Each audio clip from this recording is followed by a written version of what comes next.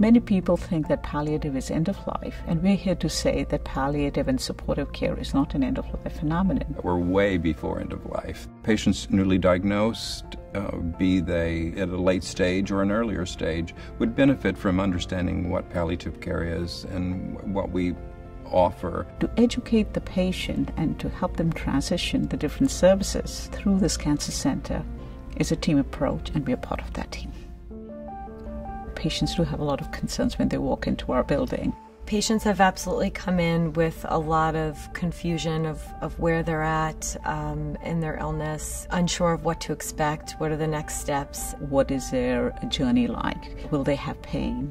Will they be unable to get around, walk, or eat, and all those things? But as we meet the patient, as we delve into the symptoms, the surroundings of the diagnosis, we can pick up on things that we can help that they don't know that can be helped. If there's pain, we address the pain. If there's anxiety, we try to address it.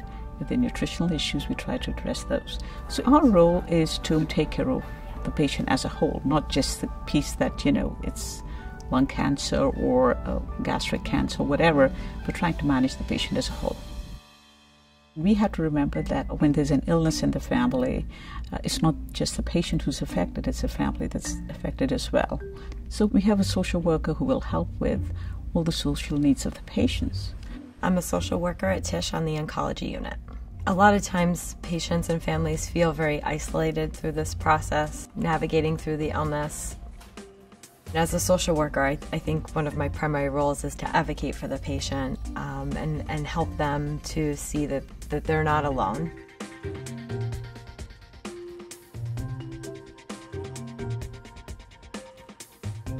I meet with patients who are admitted to the oncology service. I meet with both the patients and their families to provide them and offer them with counseling during their admission. There are going to be so many different areas of their lives that are going to be impacted throughout the illness that they may not even be thinking of. But we like to inform them of what their different options are and what they can expect as their disease is progressing. I bring to the multidisciplinary team of palliative care the nursing piece. I can anticipate patients' needs, maybe anticipate their questions, put them on the table before someone maybe knows to even ask about them. Pain is one of the areas that is rapidly advancing in medicine. We have different simple pain medications that people take over the counter, but clearly in a cancer center the medications may be more complicated because at any given time a cancer patient can have one or more than one type of pain. So understanding what type of pain they have, trying to do a little bit of diagnostics, and then trying to manage it accordingly is important. Maybe they're coming to me because of the back pain, the distress that they're in from their diagnosis. We try to assure the patients and their families that they will not be in pain because there are modalities that are available to allay their pain, and nobody should have to go through that. I am the manager for integrative health. I'm a licensed massage therapist. We want to encourage the body's natural healing process in ways that are safe and known to be effective. So helping strengthen the immune system, which acupuncture, massage, these kinds of treatments can do, will actually just help the body promote its natural healing. Most of the people who are seeking out our services have some familiarity with it. So they've had a massage before, they may have seen an acupuncturist, and what they're looking to do is have it be here in the context of their cancer care. You can go get a massage, you can go have acupuncture pretty much anywhere, but when we have it here, when you have it here, that means that our practitioners can communicate with your physicians, everyone else on your care team, and can really make sure that those treatments are in sync with what they're doing to help you fight your cancer.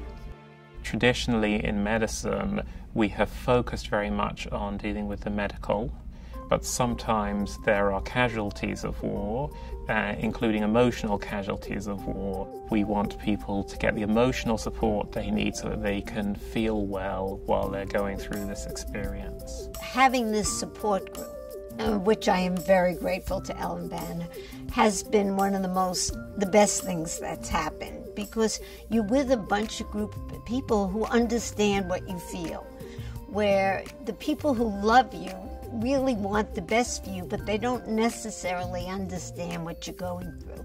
Being part of a support group, they really do understand what you're going through. Knowledge was shared, similarities were shared. As a matter of fact, one of the other gentlemen just was diagnosed again with small cell what I had, so him and I could talk about it a little bit more and understand it because I went through it. In one respect, we all became a family here at the group, because we're all here to talk with each other and argue with each other and maybe get mad at each other sometime, but we're all a family here.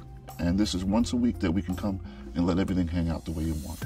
I've actually had patients who've said to me, I wish I had found treatment a long time ago because my life would have been different.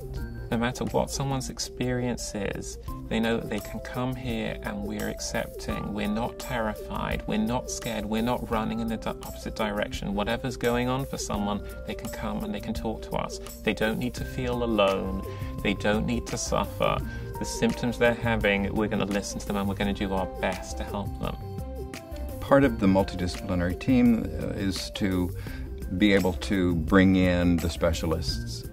If I might be able to really take away your physical pain, I can address your emotional pain. I might not be the expert in some of those layers, so I would refer, or our social work personnel would be involved, psychiatry might be involved. I think we at the Cancer Center should be proud of what we can do in one building, because normally you would be picking up the phone and calling many, many people, and it would be multiple visits that the patient and the family would have to go through. And I think we do a pretty good job in retaining all of those in one place and being time efficient and also providing the support at the same time.